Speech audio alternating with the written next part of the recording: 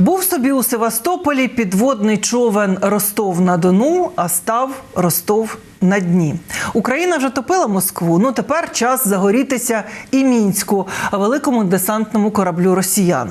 Про надзвичайно вибухову ніч у Севастополі, а ще про шахед-атаку на Одещині, яку знову відчули і побачили в Румунії. Як відреагує країна НАТО вже на третє підтвердження падіння дрона камікадзе на своїй території? Відповідь буде не дуже приємна. Так само неприємна, як ситуація із Шойгу, якому в лоба поставили запитання, чи переможе Росія у розв'язаній нею ж війні. Події 567-го дня великого протистояння із ворогом у матеріалі Олексія Пасака. Найбільша атака на Севастополь від початку великого вторгнення. ЗСУ обіцяли гарячий настрій для окупантів у Криму. Ну що ж, оксамитовий сезон можна вважати відкритим. Пиздец, ебать, нахуй! Ебать, блядь! Ебать, нахуй! Ебать, нахуй, блядь! Ебать! Сука! Приємне скавчання від російського міністерства нападу. Перелякано заявляють, що Україна спрямувала на доки суднобудівного заводу одразу десяток ракет. І буцімто 7 цілей вдалося збити. Але 3 ракети таки досягли мети і влучили у судна, які перебували на ремонті. Вот, тут дымарь стоит.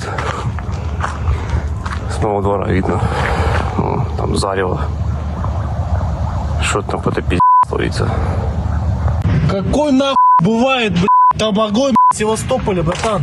Нагороду за коригування отримує місцевий гауляйтер Розважаєв. Він фотографується на тлі палаючого великого десантного корабля «Мінськ». Окупанти кажуть, що загалом уражені 2 судна, але обидва нібито будуть повністю відновлені та повернуті на бойове чергування. У ГУР натомість кажуть, уражений не лише Мінськ, а й підводний човен «Ростов-на-Дону». Саме з нього ворог цілив калібрами по українських містах. Ключове цілив. А щодо корабля, нідерландські дослідники з ОСІНТ-проєкту «Орікс» наголошують, Мінськ не просто серйозно пошкоджений, а може вважатися повністю знищеним. Про значення цієї ночі для росіян П'ятому каналу розповіли аналітики з українського проєкту Deep State.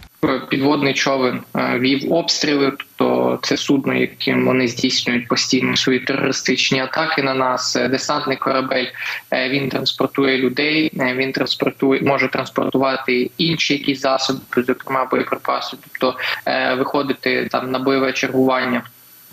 Так само там поряд з іншими човнами. У кожна своя функція, вона важлива, і якісь втрати з цих одиниць, вони так само для нас важливі і суттєві для Росії. І є інформація, що є багато 200-х на тих кораблях, тобто коли вони бачать ці всі смерті, коли вони бачать ці всі ураження, це впливає, і в першу чергу приходить думка, що вони можуть бути наступні. І ці думки ширяться дедалі швидше, поки ворог займається самонавіюванням щодо ремонту та тримає ситуацію під вигаданим контролем. Місцеві мешканці налаштовані не настільки оптимістично. Проснулись от сильного грохота, перепугались. У нас тряслось все. Проснулся от громкого такого свиста нарастающего, и потом хлопок такой громкий. Не хлопок, а как прям взрыв. И затряслись окна. Щоправда, дехто зізнається, щойно повернувся з фронту, тож і місцевим севастопольцям варто звикати до таких вибухових ночей. Сейчас в городе обстановка спокойная.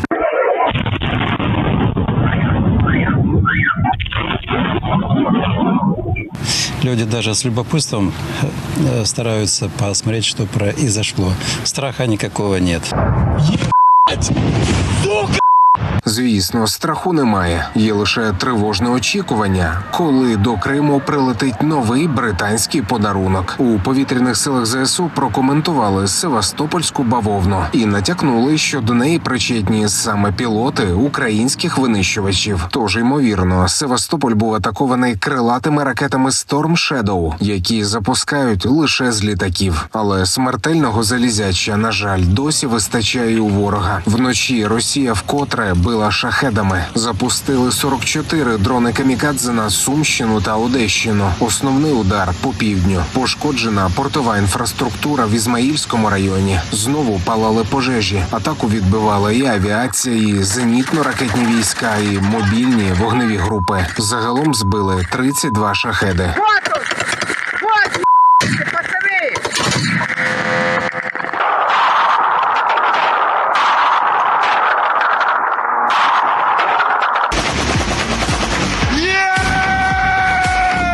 Поки українські захисники мужньо відбивають атаки росіян, сусідні країни не надто сміливо визирають з-під парасольки НАТО. У Румунії знову повідомили про виявлені уламки, ймовірно, російського безпілотника. І якщо це підтвердиться, це буде вже третій випадок, коли російський шахед залітає на чаювання до румунів. Місцеві мешканці навіть почали отримувати екстрені сповіщення щодо повітряної атаки на сусідню Одещину. Але далі цих кроків офіційний Бухарест чомусь не йде і затято запевняє населення. Війна ж в Україні, а не у них. Справді, чого прийматися? Ніхто на нас не нападає, друзі. Давайте заспокоїмо нерви населення, а то ми всі так збожеволіємо. Ніхто на нас не нападав і ніхто не нападе. Просто у нас є уламки безпілотника, який був збитий українською армією. Дякуємо румунам за підтримку. ЗСУ нищитимуть росіяни надалі, як на Херсонському напрямку, де FPV-дрон нацгвардійців показав другій армії світу і їхньому черговому новітньому танку Т-90 прорив, в якому саме місці його броні утвориться незапланований прорив.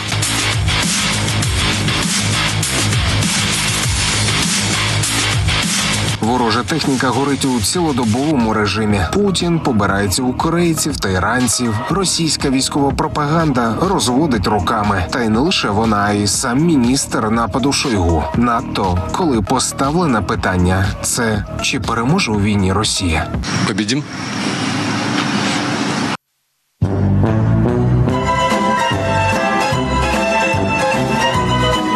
Олексій Пасак, 5 канал. Друзі, для того, щоб дивитися нас частіше, не пропускати новини, інтерв'ю та спецпроекти, зробіть 3 простих кроки. Підпишіться на YouTube 5, лайкніть і напишіть коментар. Для вас це секундна справа, а для нас просування в YouTube-просторі на вищі щаблі.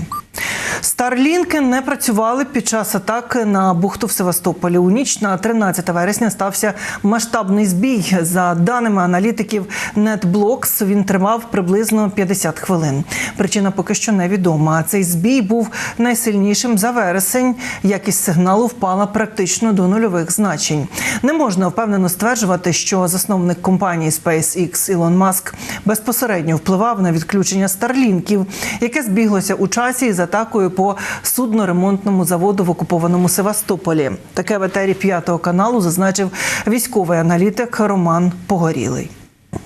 Все може бути, ми не знаємо, можливо, воно з часом випливе, але факт того, що коли в Севастополь прилетіло, факт того, що коли Русня відповідає за свої дії, нічого там глобального, світ не знищився від того, як пророкував там Ілон Маск, коли він каже: я боюся, що це стане чимось більше. Це вже сталося, вже йде війна, вже вмирають люди, і коли країна захищається, то їй потрібно допомагати, а не казати, що це якось спровокує щось.